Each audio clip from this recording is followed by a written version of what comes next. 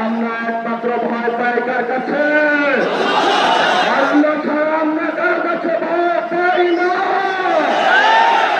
হে মালিক, তুমি আমাদের রক্ষাকারী, তুমি আমাদের রিজিক দাতা। যারা এই বাংলাদেশি জনগণ 17 বছর অপেক্ষা করেছিল, আমাদের অধিকার ছেড়ে নিয়েছে, ডাকাতির মাধ্যমে ভাইদেরকে হত্যা করেছে। আসেন মালিক, তোমার মালিকের বিচারে আমরা বিচার রেখে গেলাম। তুমি তাদের দৃষ্টান্তমূলক শাস্তি বাংলার মাটিতে জনগণের সামনে করবে। আমরা আজকে তোমার মসজিদের সামনে বিচার রেখে গেলাম। বাংলাদেশের মানুষ হতাশ হবেন না। লা তাহজান, ইন্নাল্লাহ মা'না।